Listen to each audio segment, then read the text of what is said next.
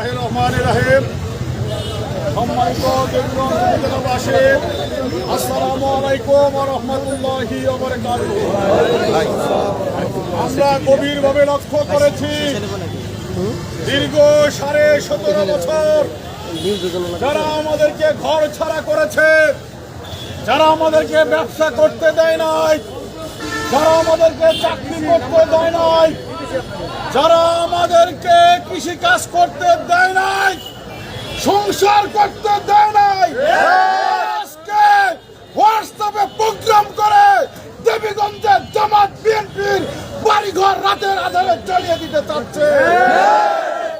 সম্মানিত ভাইয়েরা, যেই ব্যক্তিটি জ্বালিয়ে দিতে চাচ্ছে ওই ব্যক্তিটির নাম আপনারা সবাই জানেন।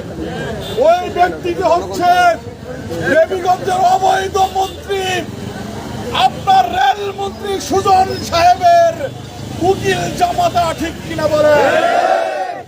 রেল মন্ত্রী যেরকম সন্ত্রাসী ছিল, দুর্নীতিবাদ ছিল, ঠিক তার জামাইকে একইভাবে তৈরি করেছিল। ঠিক আমাদের বাড়ি ঘরে হামলা করা হয়েছে, বাড়িঘর লুটপাট করা হয়েছে, গাড়ি ভাঙা হয়েছে, ব্যবসা প্রতিষ্ঠানের তালা দেওয়া হয়েছে এই ইমু সন্ত্রাসীর নেতৃত্বে। এখন বাংলাদেশের অন্তর্বর্তীকালীন সরকার যেইখানে আওয়ামী লীগকে নিষিদ্ধ করেছে, তাদের নিবন্ধন স্থগিত করে দিয়েছে, সেইখানে তারা দেবীগঞ্জে নতুন করে উৎপাত সৃষ্টি করতে চায়।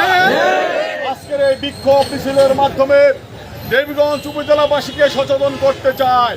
ভাই, শুধু জামাত ইসলামী মাঠে নামলে হবে না, দেবীগঞ্জের সাধারণ জনগণকে মাঠে নামতে হবে। ঠিক কিনা? আমার বাড়ি সবুজ পাড়ায়, আমার বাড়িতে যদি রাতের আধারে তারা আগুন দিয়ে ফেলে, বলেন তো খালি কি আমার বাড়ি জ্বলবে একা, না আপনাদেরও বাড়ি জ্বলবে? আমি যদি ক্ষতিগ্রস্ত হই, আমি একা হব, না আমার প্রতিবেশীরাও ক্ষতিগ্রস্ত হবে? আমি আহ্বান রাখবো, এই ফ্যাসিস্টদের বিরুদ্ধে, আওয়ামী সন্ত্রাসীদের বিরুদ্ধে আপনারা সোচ্চার হবেন, রাজপথে নেমে আসবেন, প্রতিবাদ জানাবেন। সম্মানিত ভাইরা, আমরা বলেছিলাম আমরা কিন্তু আপনাদেরকে অবলোকন করছি, আপনাদেরকে আমরা সময় দিয়েছিলাম, 9 মাস সময় দিয়েছি, আপনারা কিন্তু ভালো হন নাই। আপনারা জুম মিটিং করে আমাদের 12 বাজানোর পরিকল্পনা করছেন। ভাইরা আমার, 15টা মামলা খেয়েছি, আমাদের শত শত নেতা কর্মী জেল খেটেছে, কিন্তু আমরা কারো বাড়িতে আগুন দিতে যাই নাই, আওয়ামী লীগের নেতা কর্মীর গায়ে হাত উঠাই নাই। আপনাদের যাওয়ার কেবল 9 মাস হয়েছে, এত অস্থির হয়ে গেছেন, ব্যাংকে আগুন দিবেন, বাড়িঘর জ্বালিয়ে দিবেন, এত অস্থিরতা কেন? চিন্তা করেন তাহলে আমাদের 15.5 বছর কেমন কেটেছিল। সম্মানিত ভাইরা, আপনাদের ওই দিন শেষ হয়ে গিয়েছে। আল্লাহ তাআলা সূরা বাকারায় বলেছে, আমি এক দল দিয়ে আরেক দলকে সাইজ করি।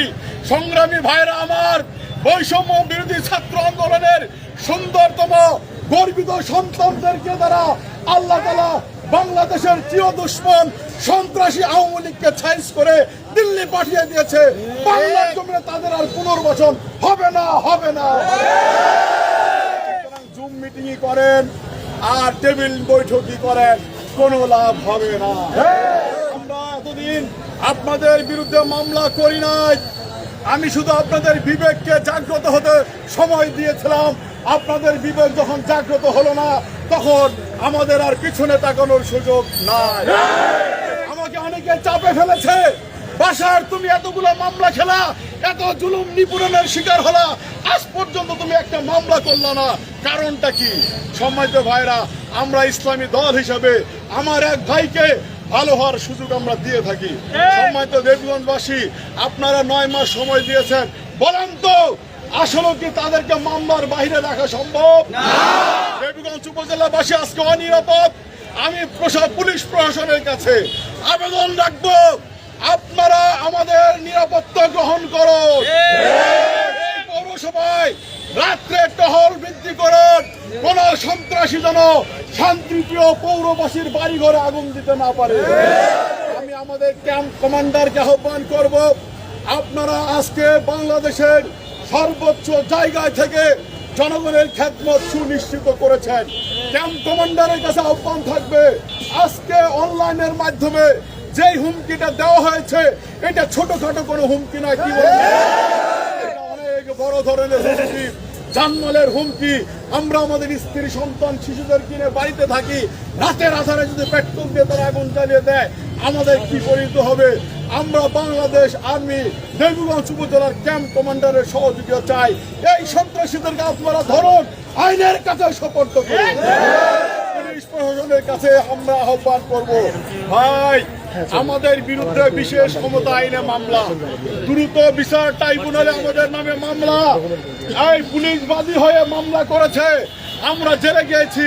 আমরা আজকে দাবি করব, ইমু সন্ত্রাসী যেই ভিডিও ছেড়েছে পুলিশকে বাদী হয়ে মামলা করে অবিলম্বে দেবীগঞ্জ উপজেলার সমস্ত উপজেলা কমিটির আওয়ামী লীগের নেতৃবৃন্দকে গ্রেপ্তার করতে হবে। ছাত্রলীগের সাবেক এবং বর্তমান নেতৃবৃন্দকে গ্রেপ্তার করতে হবে। যুবলীগের বর্তমান নেতৃবৃন্দকে গ্রেপ্তার করতে হবে। এই মামলায় বাদী হতে হবে পুলিশকে। আমরা সরকারকে দাবি জানাবো, আপনারা ব্যবস্থা গ্রহণ করবেন। পরিশেষে এইরকম কোন সন্ত্রাসী কর্মকাণ্ড হলে আপনারা আমাদের সাথে হাত মিলাবেন, একসাথে অন্যায়ের প্রতিবাদ করব। আমরা এই কথা বলতে চাই, অন্যায়ের কাছে আমরা কখনো মাথা নত করি নাই, বর্তমানে করবো না, ভবিষ্যতেও করবো না, ঠিক কিনা? যে কোনো সন্ত্রাসী কর্মকাণ্ডের মোকাবেলায় ঐক্যবদ্ধ সংগ্রামে ঝাঁপিয়ে পড়ার উদাত্ত আহ্বান জানিয়ে আপনাদেরকে ধন্যবাদ জানিয়ে আজকের সমাবেশ এখানেই সমাপ্তি ঘোষণা করছি। আল্লাহ হাফেজ। বাংলাদেশ জিন্দাবাদ। বাংলাদেশ জামাত ইসলামী।